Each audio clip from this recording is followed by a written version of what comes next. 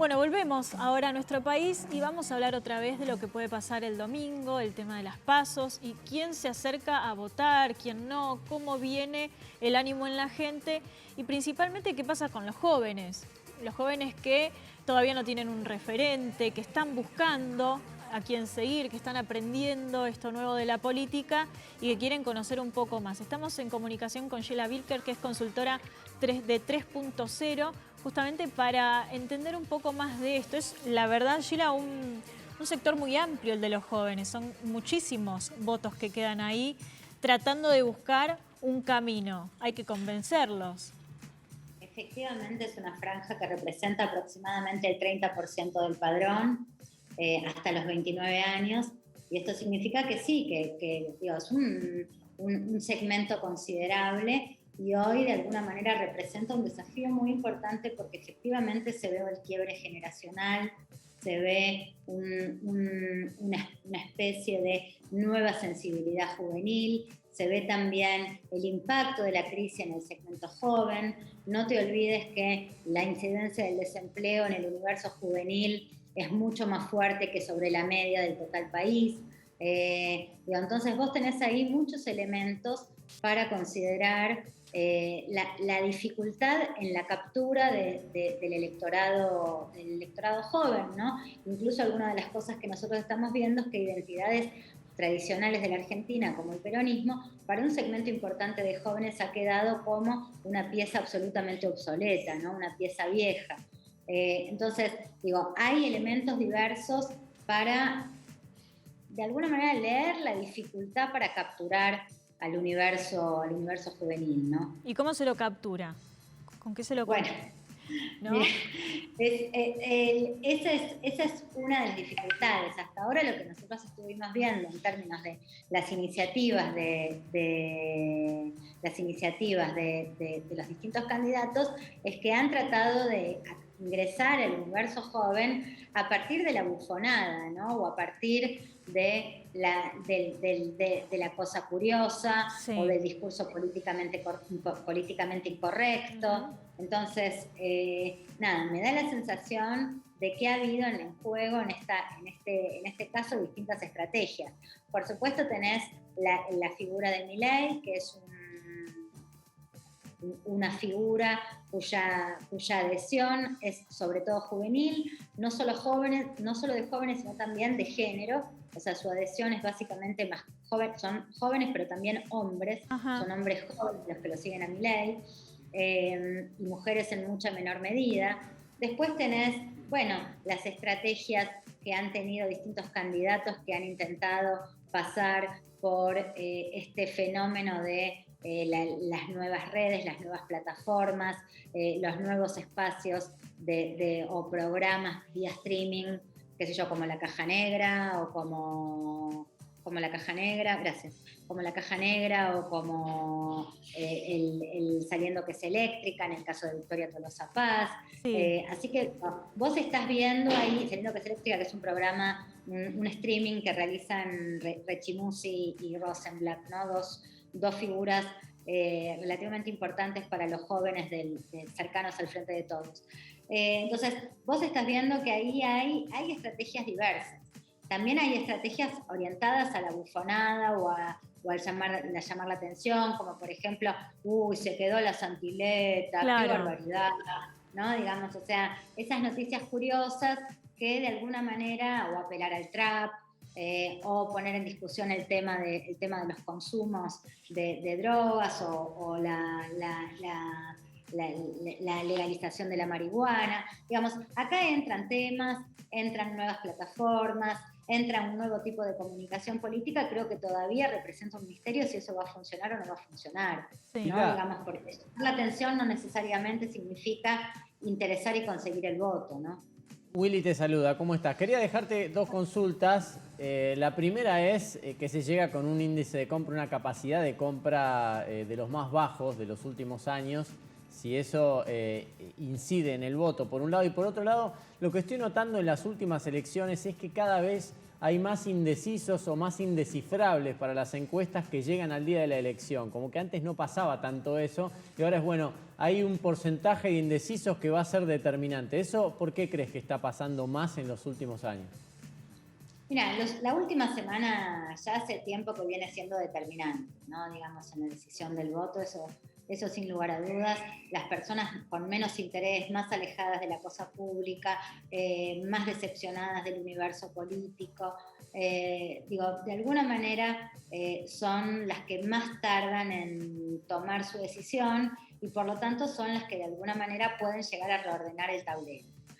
Nosotros consideramos que hoy el nivel de indecisos que hay, que está, a ver, es un nivel relativamente aceptable, como para proyectar, como para poder hacer una especie de proyección. Lo que pasa es que también somos conscientes de que también hay mucho voto volátil, ¿no? Digamos, cuando hablamos de volatilidad del voto, lo que estamos diciendo es básicamente gente que por ahí no tiene tan claro a quién votar, sabe a quién no votar, pero está entre dos, por ejemplo, no sé si este o este otro, ¿no? Sí. O lo notas también en cómo se formula la enunciación o la decisión de voto. Por ejemplo, se enuncia así: creo que voy a votar a...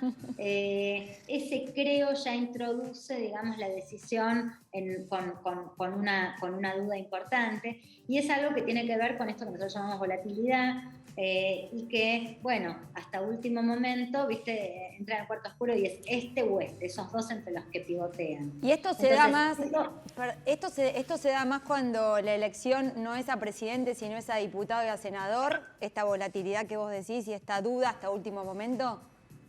Mira, la primera cosa que te tengo que decir al respecto es efectivamente la gente distingue perfectamente lo que es una elección ejecutiva de una legislativa, y efectivamente en las legislativas se permiten tener un comportamiento, en algunos casos distinto al comportamiento que opera en la ejecutiva, donde la idea de poner color en el Congreso, en algunos casos o en algunos segmentos electorales, cala, sobre todo en los que son más jóvenes, ¿no? Entonces, hay ahí una idea de no tanto de la elección ejecutiva, que por lo general tiende a tener un principio de más de es este o contra este. Las elecciones de medio término, bueno, eso es un poco más blando. Creo que igual en este caso está intensificada toda esta situación por algo de lo que nosotros llamamos desencanto con la política, y que se expresa en un sentimiento un poco apático, un poco de bronca, un poco de desinterés. O sea, tenés ahí como un pivoteo en torno a distintos sentimientos de cara a la elección. Así que sí, efectivamente eso es como vos decís. Y respecto a lo que decía Willy en relación con lo económico, bueno, efectivamente el poder de compra se ha achicado, digamos, vos planteabas esto, y sí, hay algo ahí absolutamente central que tiene que ver con que 7 de cada 10 electores plantean a la economía como uno de los principales problemas. Y la verdad que cuando uno piensa sobre qué ha versado esta campaña, uno ve que no hay un match, una sintonía entre la demanda electoral, la demanda ciudadana y las campañas, ¿no? Digamos, o sea, te lo diría de este modo: prácticamente ninguna campaña discutió fenómenos vinculados a la economía, prácticamente ninguna campaña presentó algo que pudiera abrir el universo de cara al futuro, ¿no? Sobre todo en una escena de tanta incertidumbre como la que hay hoy, ¿no? Sí, sí, seguro. Sí. Querías preguntarle. Sí, quería preguntarte por el método encuesta. Viste que muchas veces se habla de las encuestas, que si son representativas, que si no, que si están bien hechas, que si no. Para que puedas contarnos un poco el método de encuesta, cómo logra ser representativo a nivel nacional, cómo logra con pocos casos representar a nivel nacional un resultado, digamos. Bueno, mira, lo primero que te voy a contar es que ya hace muchos años, en algún momento se descubrió que con una muestra, cuando hablamos de una muestra hablamos de una selección de casos que se ajusten a determinados parámetros. Es un poco más aburrido esto que vamos a hablar, pero por ahí está bueno presentarlo, ¿no? Digamos, Entonces, vos lo que tenés que hacer es que tu muestra se ajuste a esos parámetros que dan cuenta de la sociedad en su conjunto. Hace muchos años, te contaba, se descubrió que con menos casos bien seleccionados y ajustados a una muestra, se podían predecir resultados o se podía hacer estimaciones mucho más cercanas a una recogida sin criterio de cientos de miles de casos, ¿no? Digamos, fue un caso muy famoso y de alguna manera da cuenta del nacimiento de esto que nosotros hacemos, que son los relevamientos, los sondeos de opinión.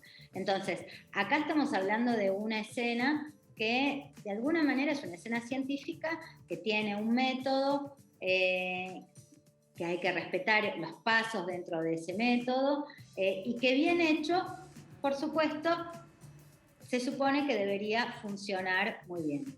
Ahora bien, hoy los sondeos, en lugar de ser presenciales y con muestras probabilísticas, esto significa que todos los que que todas las personas del universo a encuestar tienen las mismas posibilidades de ser seleccionadas. Eso por lo general sucede con las muestras presenciales. Bueno, son elementos que empezaron a dejar de hacerse, primero porque son muy caros, igual se siguen haciendo, y segundo porque hoy también hay alguna serie de problemas respecto de las presenciales. Tenés problemas para acceder a determinadas zonas, tenés problemas cuando hay miedo ante la inseguridad. Entonces, de alguna manera ahí se generan alguna serie de problemas. Después se empezó a usar desde hace ya, yo te diría, más de 20 años, se empezó a usar un método que son los métodos telefónicos, de relevamiento telefónicos. Son sistemas de esos que probablemente todos hemos recibido en nuestras casas algún llamado donde hay una grabación que dice: hola, lo estamos llamando para hacer una encuesta. Sí. Bueno, el tema con esa clase de relevamientos que funcionaban muy bien hasta hace unos años, han empezado a incorporar de alguna manera el sesgo de que cada vez menos casas tienen teléfonos de línea, claro, y al mismo tiempo hay segmentos de la población con la aparición del celular que prácticamente no los atienden. O sea, los jóvenes no atienden teléfonos de línea, o por lo menos mayoritariamente los jóvenes no atienden teléfonos de línea, con lo cual te empiezan a quedar las cuotas de una muestra, si es una muestra por cuotas, medias chuecas, ¿no? Digamos, porque tenés problemas para alcanzar esos pisos mínimos de casos que precisás en un relevamiento. Entonces, el método telefónico empezó a quedar complicado, sobre todo ese que es con robots. Después tenés los métodos que son con operador telefónico, es decir, tenés un encuestador que te va a llamar a tu casa y te va a decir: hola señora, por favor, señor, contésteme esta encuesta. Va a depender de la buena voluntad, sí. Y depende de la buena voluntad. Y a todo esto hay que sumar además, los métodos online que hay hoy, y un fenómeno que para nosotros es un fenómeno que nos pone en la alerta, que tiene que ver con quiénes son los que están dispuestos a responder encuestas, ¿no? Entonces, por ejemplo, nosotros no podemos capturar por los estudios si va a haber merma o no va a haber merma en la participación electoral, es decir, si la gente va a ir o no va a ir a las urnas, porque a priori el segmento de gente que está dispuesta a ir a votar es un segmento que está dispuesto a responder una encuesta política, pero el segmento de gente que no está dispuesta a ir a votar claramente no está dispuesta a responder una encuesta política. Por lo tanto, es muy difícil de capturar esa sensibilidad de si va a haber mayor o menor participación.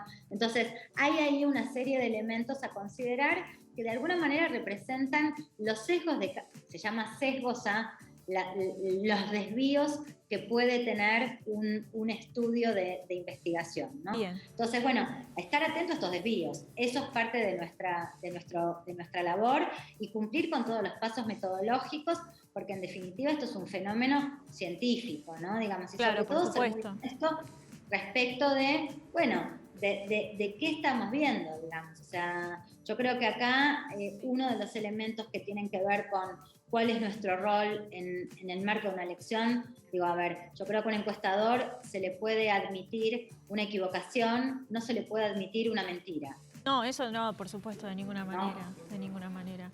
Sheila, muy interesante esta conversación, y a invitar a todos los jóvenes a que se acerquen a votar, porque entendemos que es lo más importante que tienen como tarea, a tratar de averiguar un poco qué hay en el mercado y a ir por las convicciones que sientan en ese momento, pero que se acerquen a votar, que es responsable. Pagar y participar. Ahí está, perfecto. Muchísimas gracias. Gracias a vos, un beso grande y gracias por la comunicación.